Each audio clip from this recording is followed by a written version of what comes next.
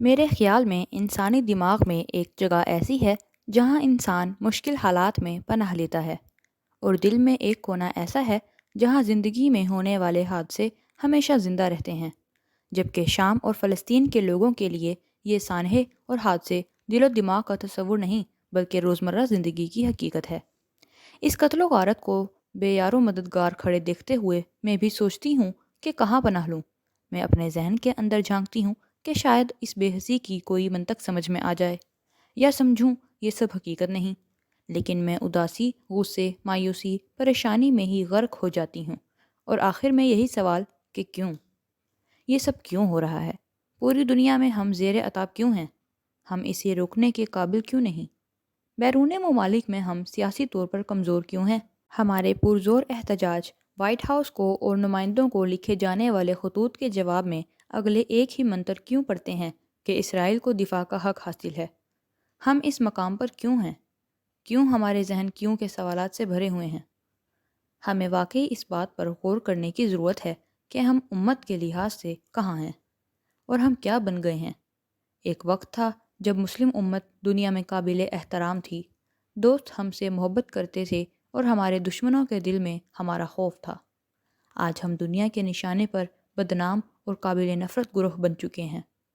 Gallup پول survey 2011 کے مطابق آدھے سے زیادہ امریکیوں کی اسلام کے بارے میں رائے نہیں پسند یا زیادہ نہیں پسند تھی، اور 43% نے اعتراف کیا کہ مسلمانوں کے لیے وہ کچھ متعصب ہیں، جو کہ عیسائیوں، یہودیوں اور بدھ مت والوں کی تعداد کے مقابلے میں دگنی ہے۔ ہم نہ صرف نفرت کے نشانے پر ہیں بلکہ ہم تشدد، قتل اور غاصبانہ قبضے کے متاثرین بھی ہیں۔ جہاں ہمیں مادی نقصان نہیں پہنچایا جا رہا، وہاں ہم سے بنیادی حقوق چھینے جا رہے ہیں، جھوٹے الزام لگائے جا رہے ہیں اور جھوٹے الزام میں قید کیا جا رہا ہے۔ مسلمانوں سے نفرت اتنی زیادہ گہری ہو گئی ہے کہ مسلمانوں کے خلاف متعصبانہ رویہ اس کو لوگ اپنی سیاسی تقریر اور سیاست کو چمکانے کے لیے استعمال کرتے ہیں۔ آج ہمیں جو صورتحال درپیش ہے اس کا احوال حضرت محمد صلی اللہ علیہ وسلم نے 1400 سال پہلے بیان کر دیا تھا۔ حضرت محمد صلی اللہ علیہ وسلم نے صحابہ کرام رضی اللہ تعالی عنہم سے فرمایا، لوگ تم پر حملہ کرنے کے لیے ایک دوسرے کو ایسے بلائیں گے جیسے دسترخوان پر کھانے کی دعوت دی جاتی ہے۔ کسی نے پوچھا، کیا ایسا اس لیے ہوگا کہ ہم تعداد میں کم ہوں گے؟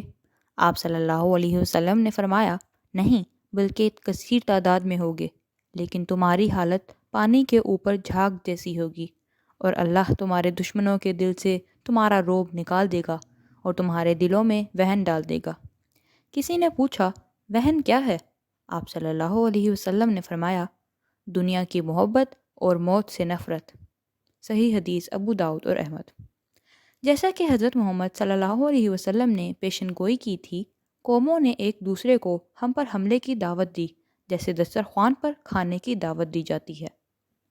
اس حدیث میں رسول اللہ صلی اللہ علیہ وسلم نے ہماری حالت بیان کی جو کہ سمندر کے پانی پر جھاگ کی مانند ہے۔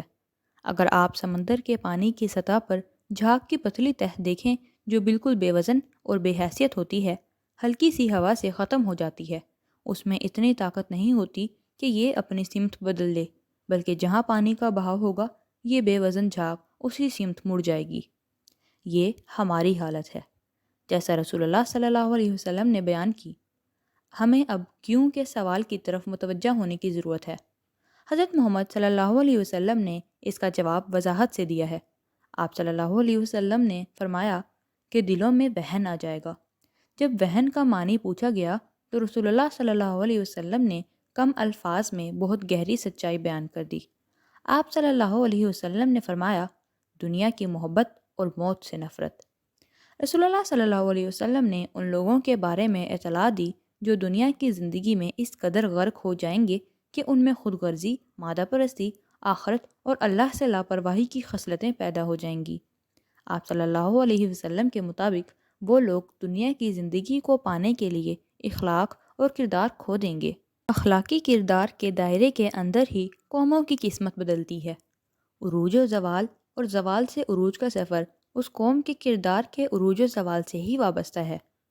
اللہ سبحانہ و تعالیٰ کا فرمان ہے کہ در حقیقت اللہ کسی قوم کی حالت اس وقت تک نہیں بدلتا جب تک وہ قوم اپنے آپ کو نہ بدل لے۔ لوگوں کا کردار ہی ہے جو انہیں سپر پاور سے پانے کی جھاگ بنا دیتا ہے، اور یہی کردار اور دل کی حالت ہے جسے بدلنے سے کوئی جھاگ سے دوبارہ طاقتور بن سکتا ہے۔ ہم مسلمانوں کو کبھی امید نہیں ہارنی چاہیے۔ نصرت دین، مدد اور کامیابی اللہ کا وعدہ ہے۔ سوال یہ ہے کہ کیا ہم اس کا حصہ بنیں گے؟